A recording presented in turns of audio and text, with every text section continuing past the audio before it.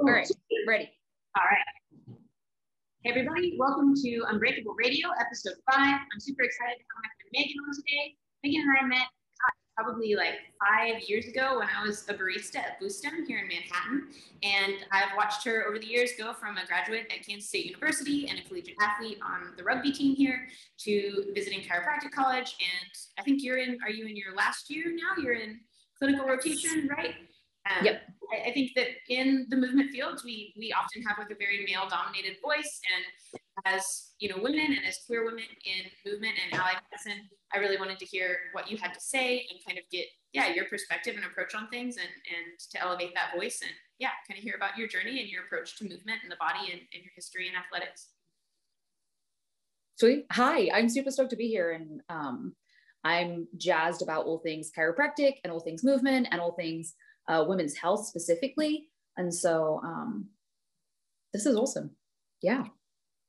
So I think, when I met you, you were on the rugby team at State, and you clearly don't sound like you're from Kansas. How did this journey happen? How did you find yourself here at Kansas State on our rugby team? So I actually was a golfer, and I had this dream that I was going to come to the US and play. I'm from England, just north of London, about 30 minutes north. And I had this vision of like, oh, I want to go to the US. I want to play. I was like, they're going to pay for my school. Sweet, right? Like it was this dream. And there's this infrastructure here for collegiate athletes that does not exist in the UK, unless you are actually, ironically, a rugby player or a rower.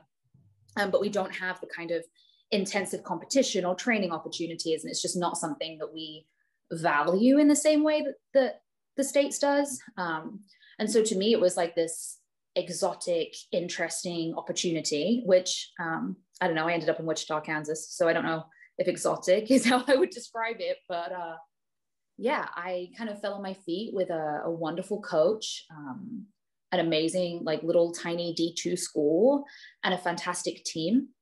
And I played all 4 years. We did really well as a team. And then my senior year, I really severely injured my shoulder and my wrist. And as I was coming out of that, I injured it at regionals. And I was really upset. Like, if I'm being really honest, I was angry that this thing I'd spent so much of my life dedicated to had left me with pain. And no one really could help me.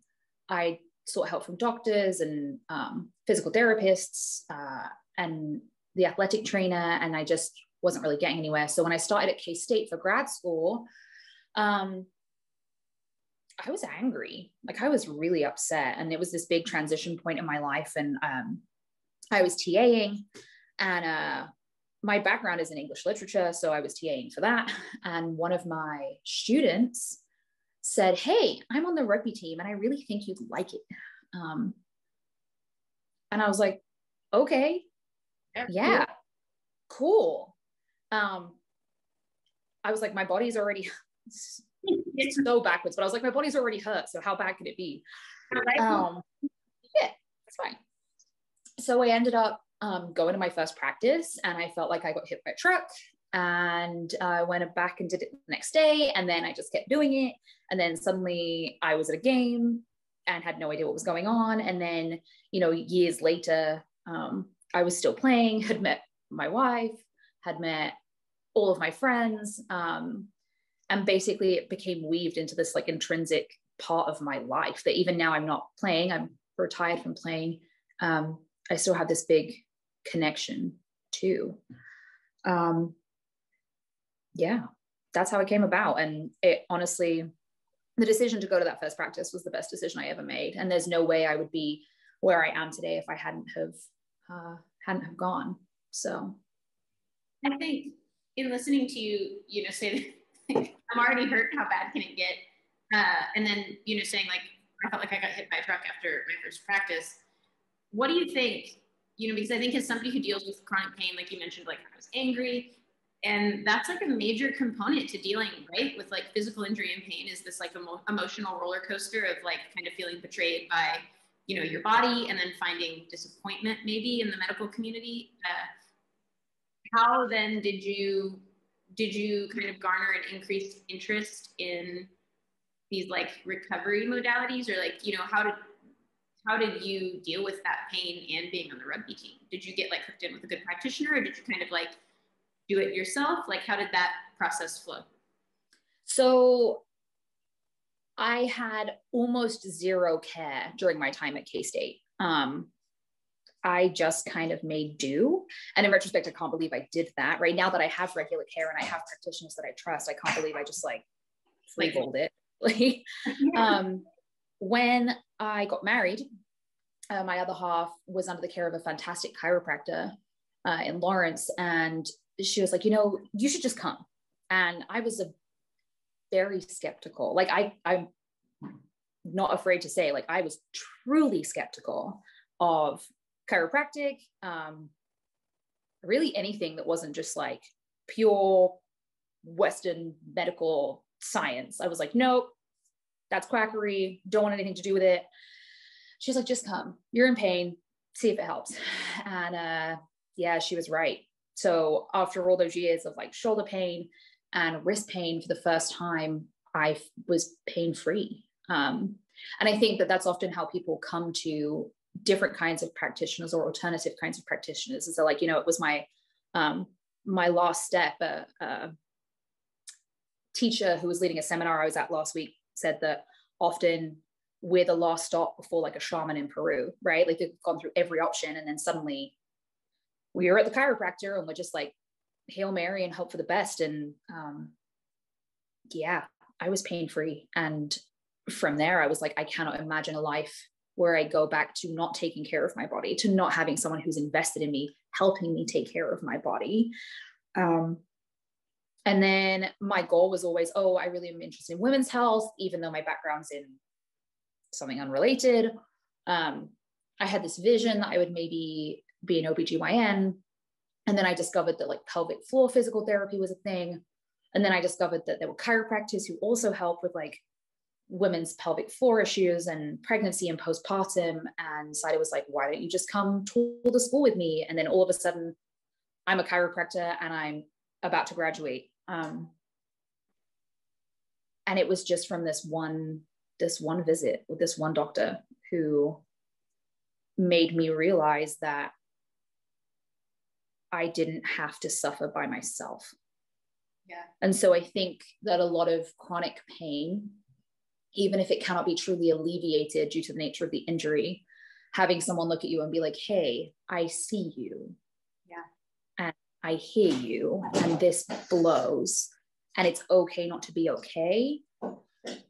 No one had ever said that to me. Like no doctor had ever been like that. And I really like attribute that more than anything to the alleviation and kind of working through the injury. Yeah. Wow. I think that gives me a lot of questions to ask you. I think first of all, and you kind of answered this, like what it emotionally meant to you to not be in pain anymore.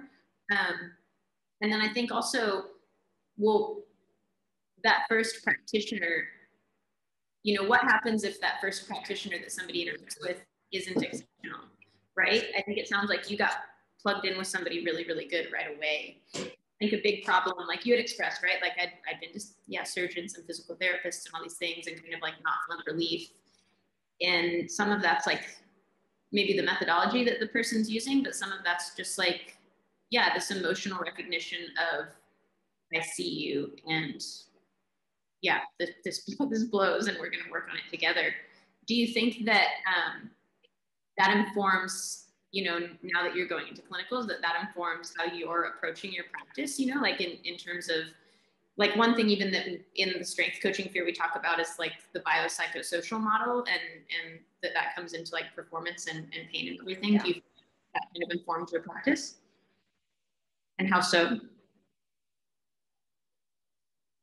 Absolutely. I mean, in terms of the biopsychosocial model, right? Like patients have to believe that there's a possibility of getting better. They have to believe that their health is worth pursuing and worth investing time and money in.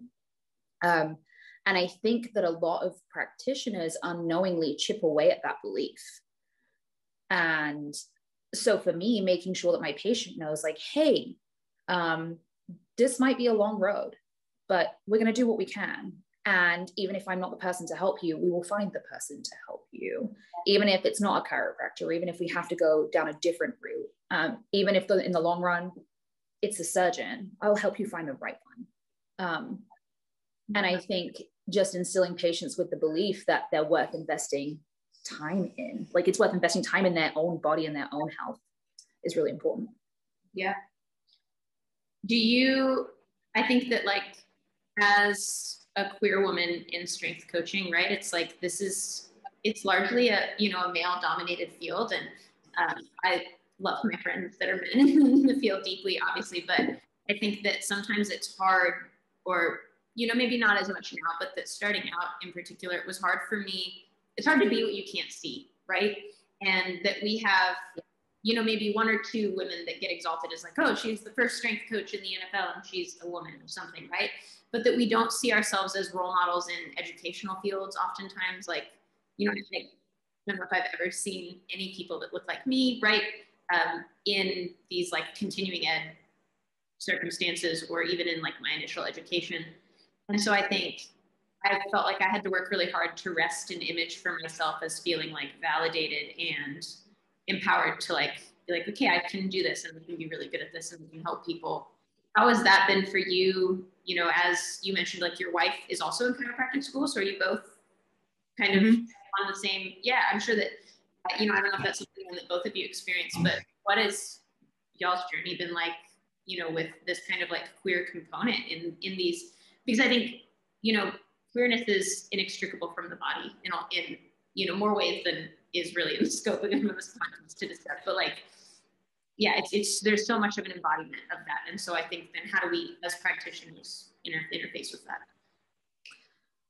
That's a really good question. That's a really big question. So Dana, that was a big question, but I like how big of a question it was. In terms of like, I think starting in terms of just like having a female mentorship and role models, few and far between, right? And those that I have are absolutely fantastic, but they took active effort to seek out. And we're seeing an increase in women in the field. And we also know that female chiropractors do really, really well and tend to have some of the most positive feedback, right? Well, interesting. I think that's probably because we also know that in most households that, especially with like large families and lots of kids, mom is usually the one who makes the healthcare decisions, and that's pretty well documented. And so taking kids to healthcare usually will drive women to take their kids to female practitioners. So I think in terms of like the possibility for female chiropractors is wonderful. There's so much space for us.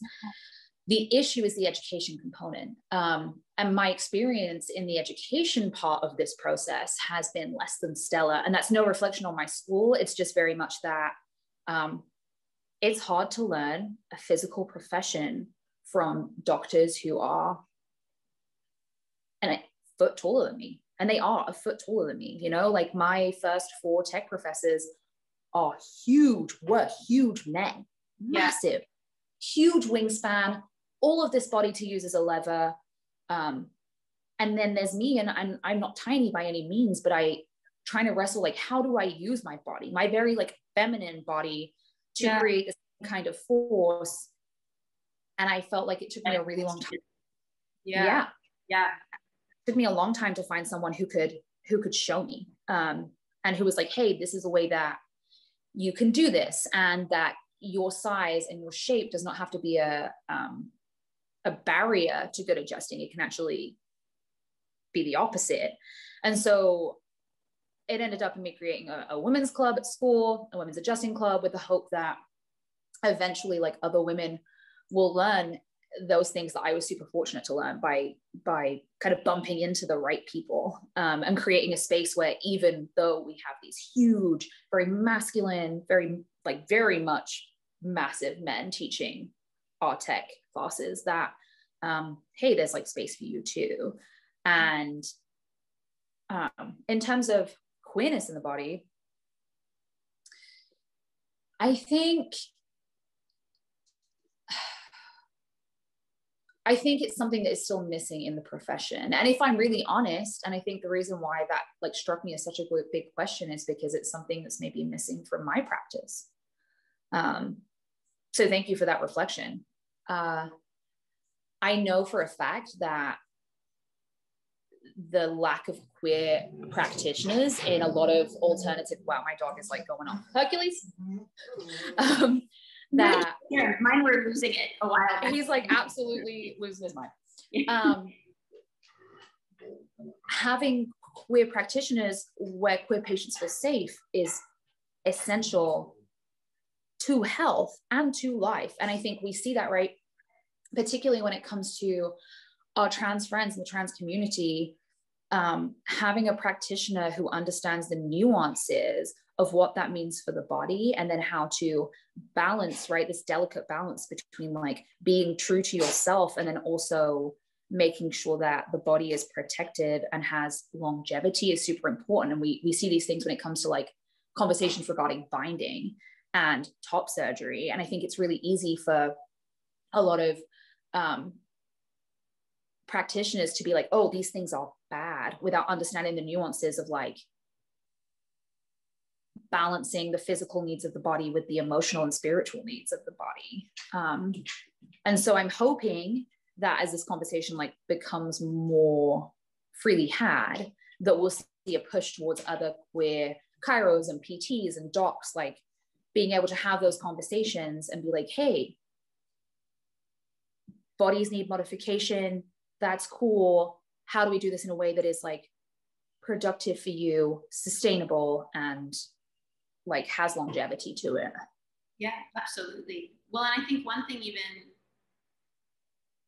that is a nuance of chiropractic, I suppose, that is something that I've had trainees come to me with in particular, maybe with like, you know, more gender realignment experiences, is, you know, people say like, hey, I'm going to go in for gender reassignment surgery, but I would also like to maybe work on like muscular development or physique development in a way that like helps me feel more aligned with my gender identity. I think that that's something that then as practitioners, when you can touch on this, like, you know, we want to train, I think sometimes we want to train people how we want to train people, or we want to like, yeah, give the type of like service how we tend to give it, and maybe, yeah, taking a step back to listen and make sure that we're providing not just what we think the person needs, but listening to their needs and then providing and actually meeting those real needs, and not what we're assuming they are. I think from a personal practice standpoint, I know that I've had people reach out as, you know, new client inquiries and then find out and be like, no thanks, I'm not interested. Is that something that you have had to interact with at all? And not yet. Not yet. Yeah. Luckily. Yeah. Oh, I'm so glad. Not yet. Yeah. Yeah. And that's something, not to sound like, oh, we've had like a bunch of that, but I think that is something that the first time it happened, I was quite taken aback. And then I think there was a bit of a fear component of like, well, what does this mean for, yeah, like my livelihood in the long term? I think there was a time where I considered like, should I tone this down? Like, I've just gone the other way, where I've just been like, you know what, let's just turn the volume all the way up on it. The people that can't get on board that we lose along the way, we don't need them. You know, you don't. With this mind of like, if you want to be like that, then you can go elsewhere. It's not really my problem. And then kind of finding this really rich community of people who are not only about it, but like all about it. I think along those lines, then sometimes as a queer person, I get clients where, you know, like with gender alignment, but also like training men and women. And I think sometimes as like a more masculine of center woman, I feel like I can relate to my male clients in a way, and I relate to my clients that are women in a way. And there's a nuance and a difference to that maybe they haven't experienced before. And I think that sometimes, like you were saying with, you know, like having a feminine body and doing adjustments, that like, it doesn't actually have to be a weakness. You can leverage it as a unique strength. And I think that that's been something that, you know, we've tried to lean into here. And something that I've been really surprised to learn about, or a vulnerability that I've been surprised that clients are willing to share, is like body image, right? I get both men and women talk in this space so much as a safe space about, you know, reflections about body image, and, you know, queer people and queer people, right? I think that that's something that we as practitioners also have to be really mindful of, what we're reinforcing and how we care for those people as allied practitioners with like hey, this is a therapist that, like, I'm not the person to help you with this, but maybe this other person is, and then multiple practitioners coming along and supporting someone. How do you approach that from a chiropractic standpoint, but also from a personal standpoint? In terms of like body image specifically? Yeah. So I think that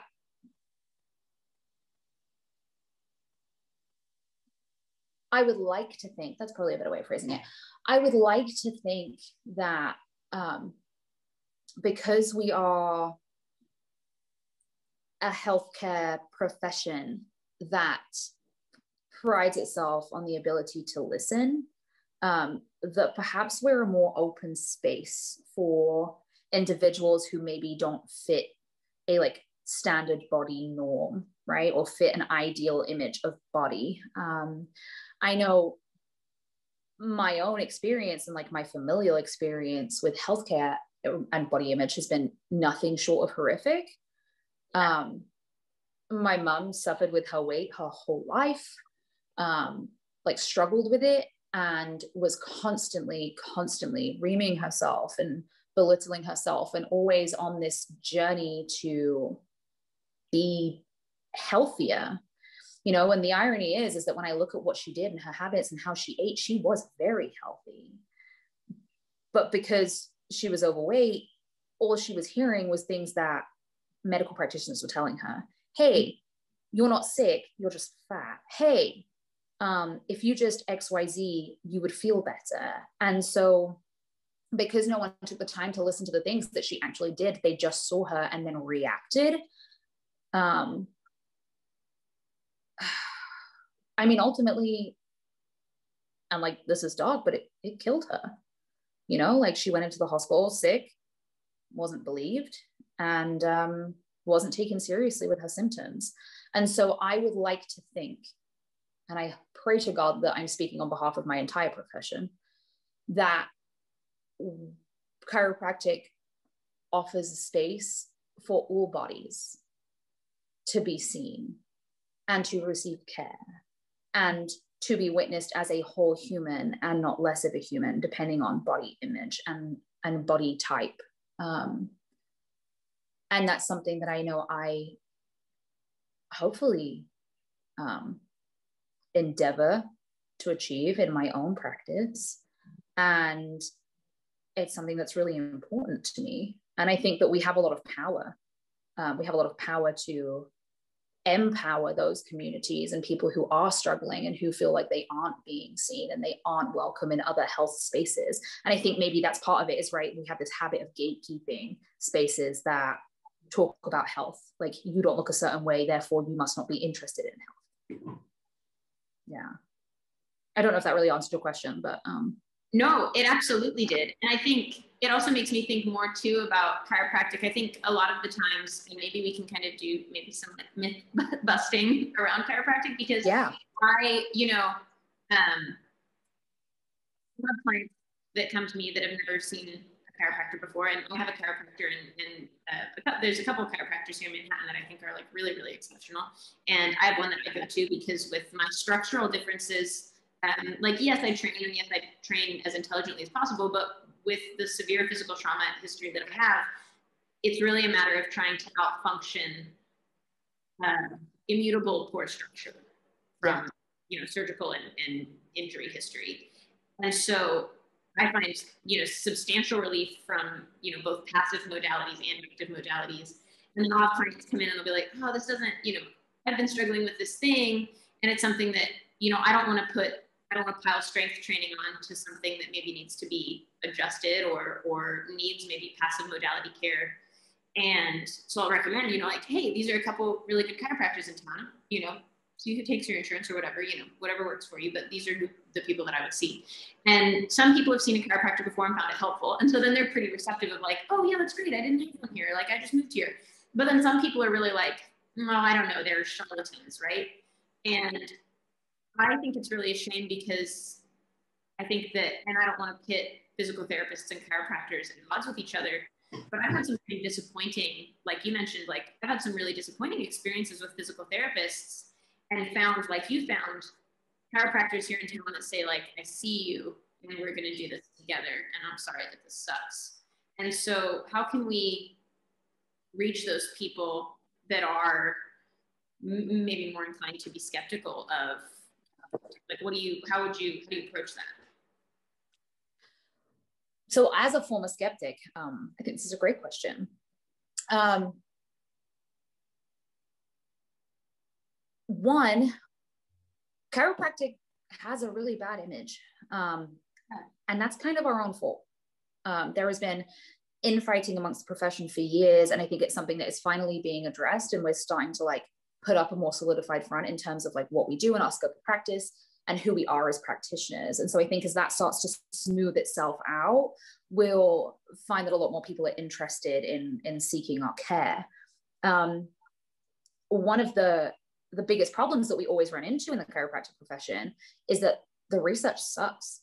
And it's not that the research that there is super positive and very much like chiropractic is amazing for musculoskeletal complaints. We know it's one of the recommendations from like the World Health Organization for low back pain and for cervical pain. Like, really? Wow. It rocks. Yeah. Like we are without a doubt, like one of the best ways to address that kind of musculoskeletal pain. And we have something that in terms of our anatomical understanding, which our schooling is primarily geared around anatomical understanding, that other medical practitioners just don't have, right? So whereas MDs get a lot of biochemistry, all of that hourage, like all of those class hours goes towards anatomical understanding for us. And I have something really good to say. Where is it going? Oh, yes. So understanding that the research that is out there is super in our favor. And one of the reasons why there's so little of it is one, because we're a fairly new profession, and two, because research into chiropractic is chronically underfunded. And so hopefully as we start to see more money coming into the industry, it will be feed forward of like, there'll be more opportunities for research. The other thing is being a chiropractor is super fun. And so a lot of people who are DCs don't want to go into research because sitting in a lab is boring for lots of people. Yeah, sure. Right. They want to be with their people. Right. And that's usually what attracts them to the profession. And so researchers are hard to come by.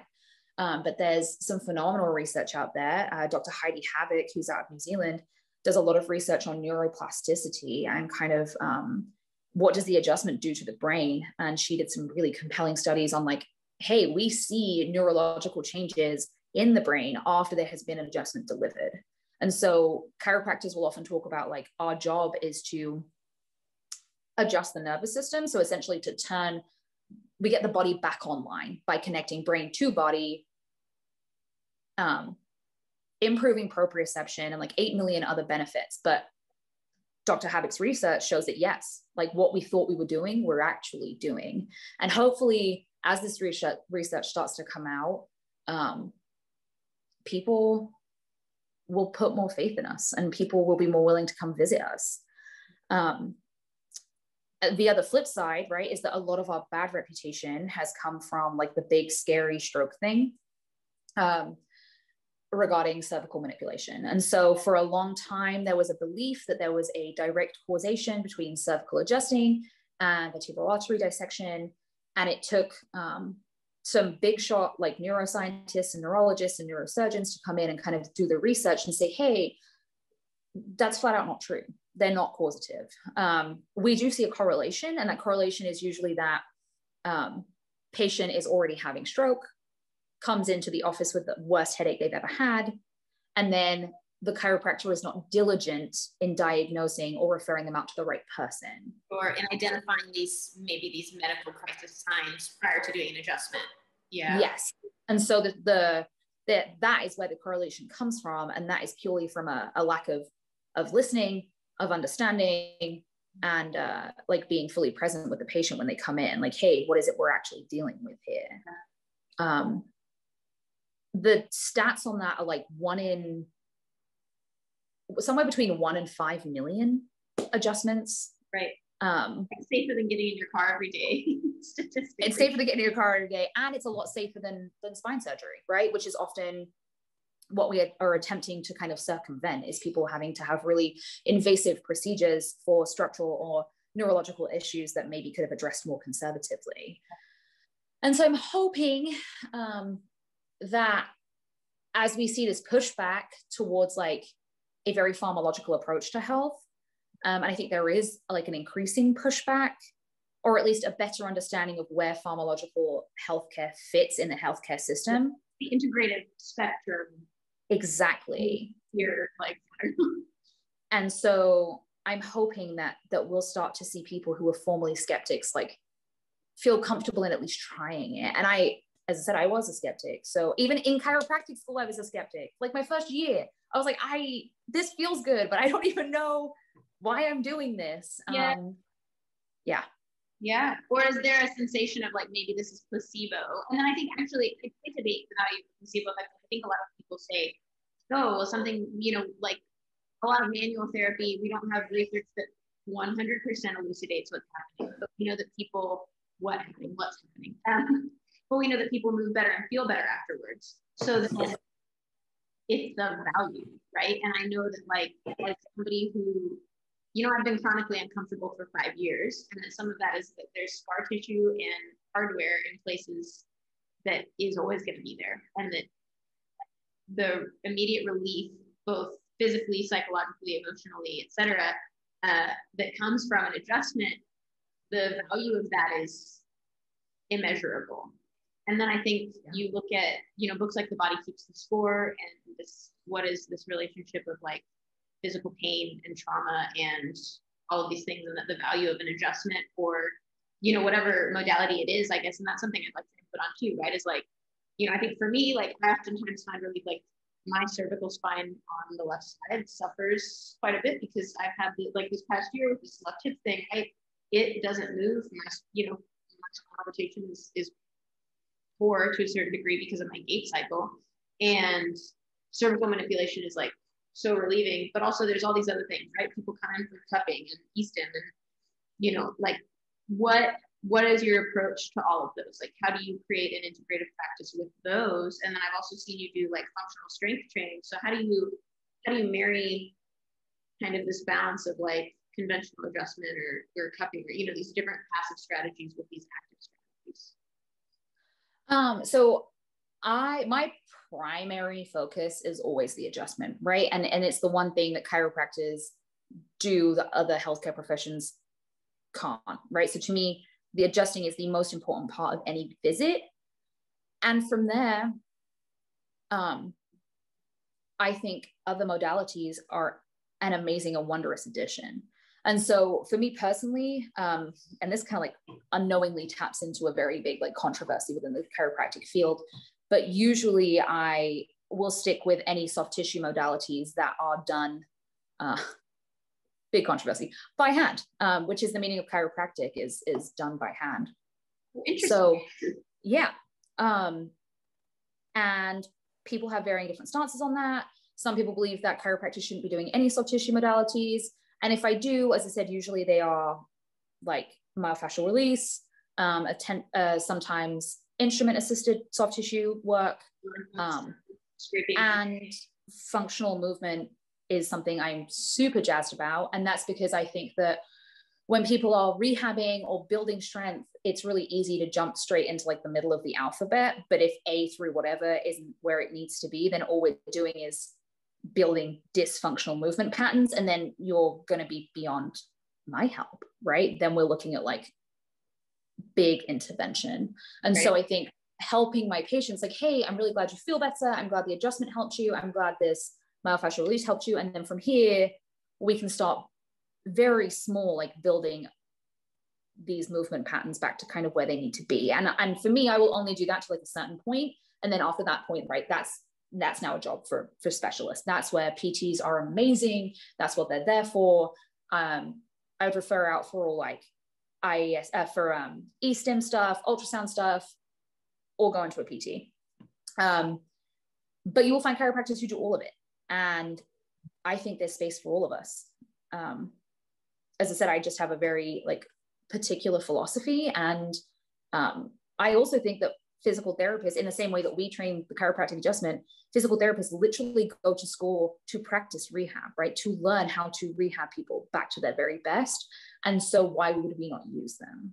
Yeah, absolutely. So we have an integrative spectrum, right? Like Sue Paulson wrote a book called from rehab from rehab to performance, bridging the gap. And it's all about like this integrative spectrum of like, first order, pharmaceutical, physician, chiropractor, physical therapist, strength coaches, athletic trainers, like where all of us fall. And what I like about it is, rather than, building these things, I think sometimes in educational spheres, there's like an exalted hierarchy of like, what do you go into and who's better than who, because who's more educated. And I think that I really like this spectral quality, because you need everybody along the line, because it's unfair to ask one practitioner to do the first end of the spectrum all the way to the last end of the spectrum. Yeah. But to really help people, because then, you get this jack of all trades thing where, people's needs aren't being met every step of the way. And patients suffer, right? Like if one person is trying to do it all, the only person that suffers is the patient, because their needs aren't being met. And I also think that chiropractic does this really strange thing that no other healthcare professions tend to. And it's that, in addition to bridging gaps either side between like the medical, like the true like Western medical, and then like PTs, and also the holistic side, like acupuncturists and Reiki healers, we also tap the other direction. And you touched on it with The Body Keeps the Score, which is like a phenomenal book, and talks a lot about how trauma is stored in the body and how manual practitioners can massively help with that, like, hugely. And chiropractic kind of like plugs right into that, along with massage and other like manual modalities. Yeah. But we do see a lot of emotional and like mental health correlation with our patients, like a lot of emotional releases, a lot of people who will be like, I just feel better and I don't know why. Like I feel better in all parts of my life and I just don't know why. And I think I'm so glad that I ended up in chiropractic of all of the spectrums, right? Because that piece is actually really important to me. And it's something that was important to myself in my own like healing journey, both like physically and emotionally and spiritually. And so it's kind of become the ideal space for me to help other people and facilitate that in other people. This is making me think, I think back to, you mentioned there was a researcher in New Zealand that was talking about like, hey, we are influencing the brain when we do an adjustment. I think that's something that, when we think about pain, right, is like we have inflammation and injury existing.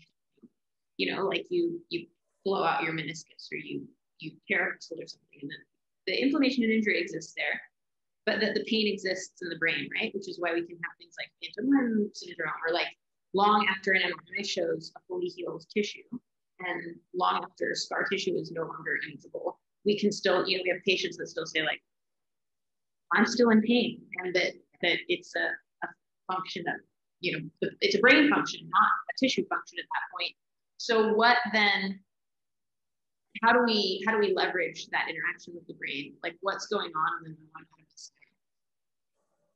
when we do an adjustment, when a patient experiences an adjustment or one of these kind of associated therapies? In terms of how it like leverages the connection to the brain or potentially alleviates pain to it? Yes. Okay. Just checking I understood.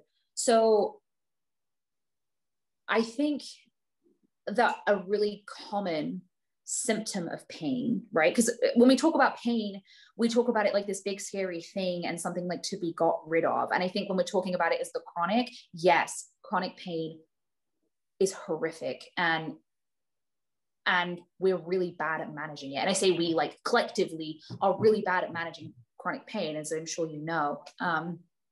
And in an acute scenario, pain is really good information, right? Like, hey, my tissues are at their limit.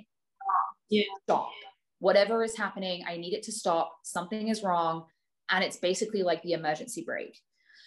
And so what happens for people who push through like acute pain, and I think chronic pain is like its own beast, but when we push through acute pain and acute injury, often what happens to people is they'll shut off.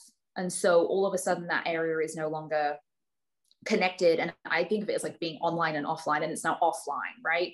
So as soon as a part of the body is offline, they won't feel their pain. Those muscles aren't firing correctly. They are holding tension there without realizing. They may not feel like they're fully present in their day-to-day because one part of their brain is occupied, like blocking out this acute feeling they're having.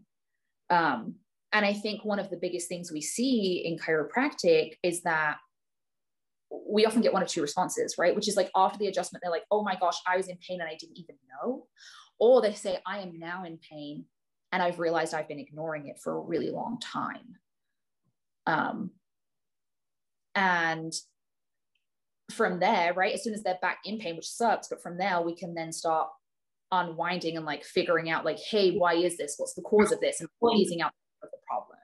Yeah. But pain in an acute setting is good and an essential human function. And I think it's really easy to be like, hey, I'm going to find a way to numb this or make this subside. And there are many ways to do that, right? Like pharmacological, non-pharmacological, plant-based, like lots of different ways to make that pain subside.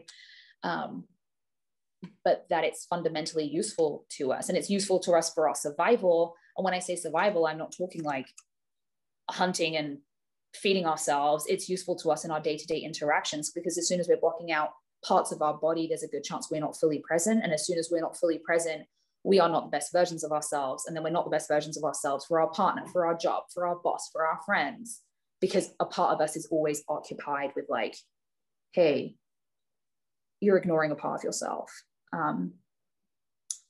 As for chronic pain, I've been suffering really badly too. So my fourth trimester, which is like the beginning of my second year of chiropractic school, I had a really nasty bicycle accident and broke my radius of my femur. Not my radius, my femur, my ulnar of my radius completely in two. And I have a lot of hardware in there as well. And some of the pain that I feel is very much tied to the hardware and like some physical stuff that's happening. A lot of the pain that I know I still feel is because I was right in the middle of like the like crux of my chiropractic education and my adjusting education. And so I went from being able to use my left hand in this physical profession to like it being totally taken away from me.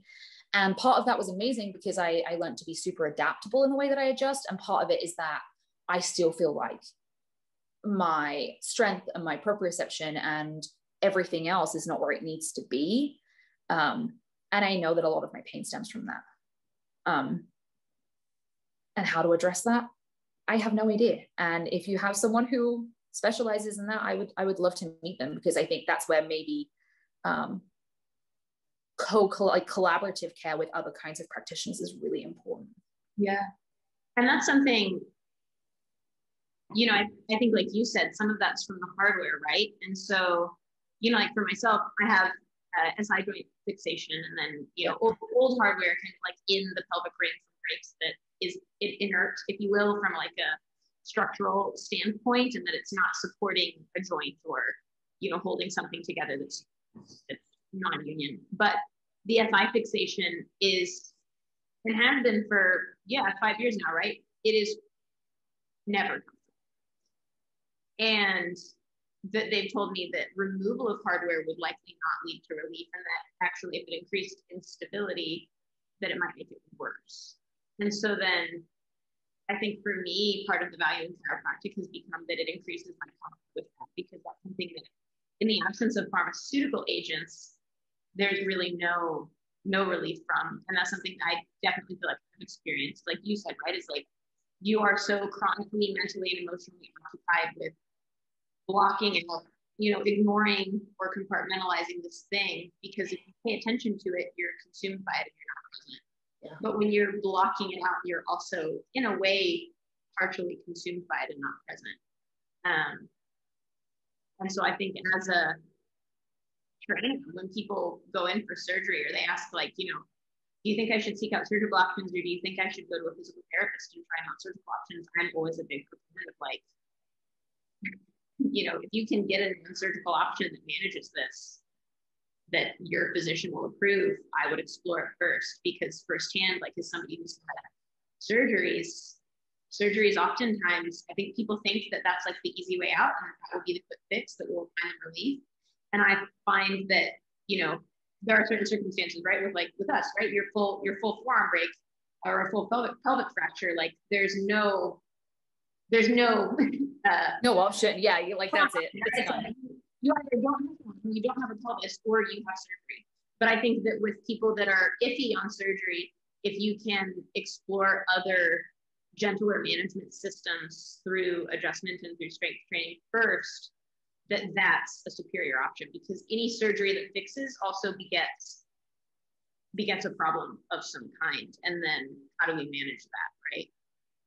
Yeah, absolutely. I think sometimes it's hard to have this conversation without sounding like anti-medical. And I'm absolutely not, right? Like I broke my arm and the first place I went was the hospital. And I was like, please put it back together. Like it's in pieces. Like, help. And that's what they're there for, right? That's what they spend years and years and years of their life training for and practicing. We do know when it comes to like conservative or like musculoskeletal complaints that are like non-breaks, that's where we start to see a breakdown in and a limitation in what like the medical system can do. Because the truth of the matter is a lot of practitioners don't know how to manage pain, and they don't know how to help with musculoskeletal complaints, or even who to refer them to, or who to refer to patients to. And so I too would always say, if you have a non-surgical option, take the non-surgical option. The failure rate of particularly lumbar fusions and lumbar spinal surgeries is high, scary high. I don't have like the numbers on me, and I wish I did. I wish I'd been prepared. Put them in there. Yeah, they're pretty high. And so for me, that's lost stop. That's like, that is the last stop for the shaman in Peru, not the conservative option. Because even with the conservative option, for the most part, the worst that happens is nothing, right? And then you're immediately back to square one, and you've maybe lost a few months, but ultimately the worst that's happened is nothing. You may have saved yourself thousands of dollars in a surgery that you didn't necessarily need. And I think part of the problem is that maybe there's not very good information available to patients about what their options are from the get-go. And so because we grow up in this pattern of the only practitioner we see is like our primary care physician, that's the first place we go for all help. And as I said, we love our PCPs and they're really good at what they do. And then as soon as we ask them to do something that's not what they do, that's a burden on them. And then ultimately leads to a lack of like healing on the patient part, and the rest of us twiddling our thumbs.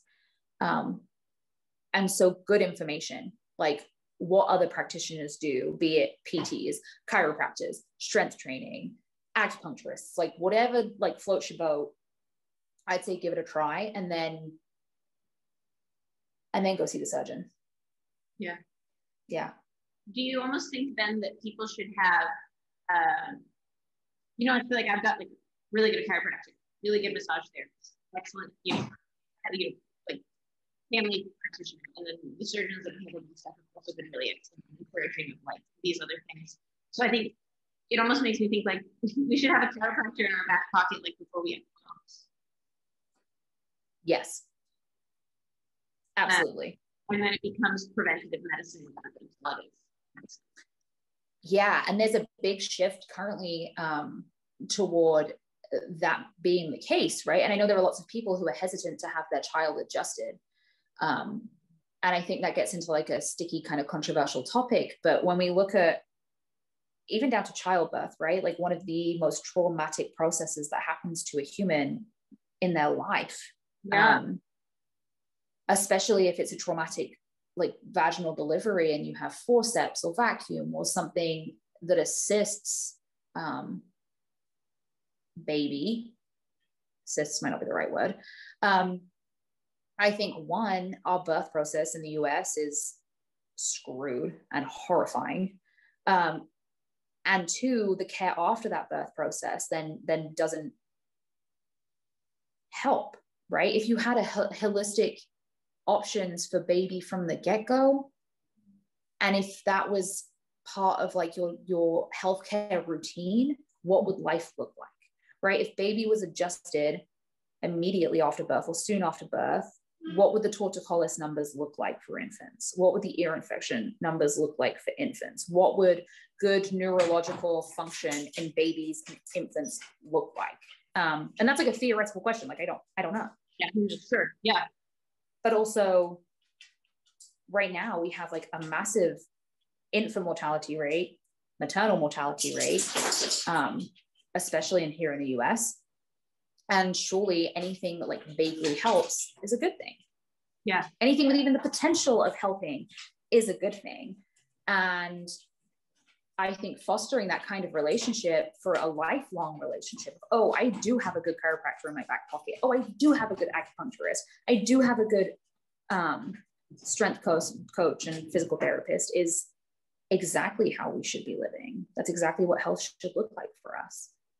And I think then it almost, to me, then envisions healthcare rather than like, you know, an arbitrary system of I reach out to something when I need it, of like we have a sphere of practitioners around us with the patient in the middle, and that everybody's kind of like here to surround the individual, right, as needed.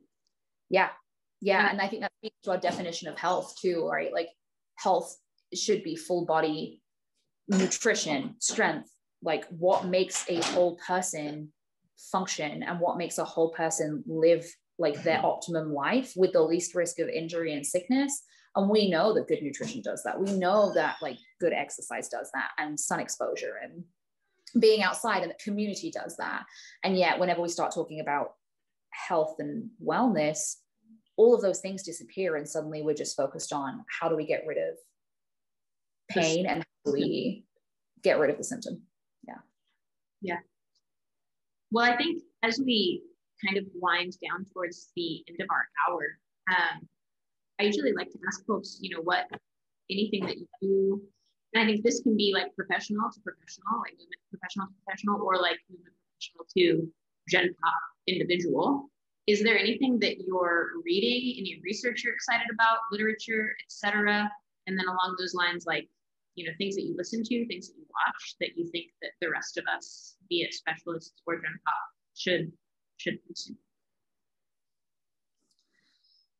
Oh boy, so many. I'm a very avid reader, but I'm actually more of an avid fiction reader, which is not good. But the Body Keeper score is amazing. We already mentioned it a couple of times. I would absolutely recommend it and think it's super accessible. My best recommendation to everybody is to have some kind of movement practice. And that is entirely subjective as to what that looks like. But for me, having a consistent movement practice that is done every day, or at least as close to every day as you can get, right? There are days when like I fail at it too, is transformative. Like, hey, I'm going to dedicate, even if it's 10 minutes in the morning, in the evening, to do this yoga routine or do this stretching routine. I'm going to carve out 10 minutes of my time, 5 minutes of my time that is dedicated to me and to my body and loving my body and feeling my body. And then after that, sitting with yourself, right? Like I'm super into meditation and think that breathwork and meditation is a grossly underestimated tool to manage a lot of different anxieties. I think that carving out that time is the best thing that people can do for themselves. And that would be my recommendation. There's lots of resources for that. I'm more than happy for people to reach out and ask me if they would like more information about that and what that can look like.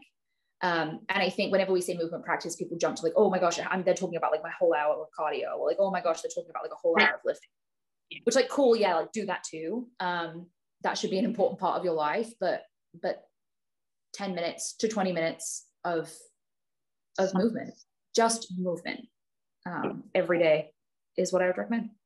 Yeah. Awesome. I think along those lines, you said if they want to reach out to you, that they yes. can. Where should we do that? If we want to see you and be adjusted, or we want to talk to you remotely, like how do we reach you? So Instagram is probably the best way. And I say that as I'm like eagerly looking up my own, like what my own tag is on Instagram. And I think it's just Megan Birdsey as like a whole one word. Yeah, and you can send it to me. Yes. In the videos here. Yes, I will do that. Otherwise, you can call Cleveland Chiropractic College in Kansas City, or Cleveland Chiropractic University in Kansas City, to their outpatient, and ask for me if you are interested in being seen, and we can connect. We'll get you in. We'll get you adjusted, and I'm happy to answer any questions. And I would love to take care of you. Rock on. I think I have one more question for you, and this is just maybe the thread that ties all the episodes together, which is, what does strength mean to you, or what to you does it mean to be? That's totally. What does strength mean to me? I think strength is found in vulnerability and a willingness to commit and listen to oneself. Oh, I love that. Awesome. Well, thank you so much for this reminder to move, and this reminder to be vulnerable and to listen, and for all of this wonderful elucidating information about chiropractic. I think that really, explained to me some things that, maybe I understood or haven't been explained to me. We'll love to link your information kind of like at the end of this. I'll also link the body score. I'm also personally very fascinated in reading the research of the woman from New Zealand. Would you remind us of her name one more time? Heidi Havik, and it's Haavik. Okay. All right. Awesome. Do you have anything you'd like to add before we sign off? No, just thank you. This was a blast, and it was really good to connect with you, like personally and professionally. And I'm super excited for everything that you do, which is like be a badass basically all the time. So yeah. Well, thank you so much.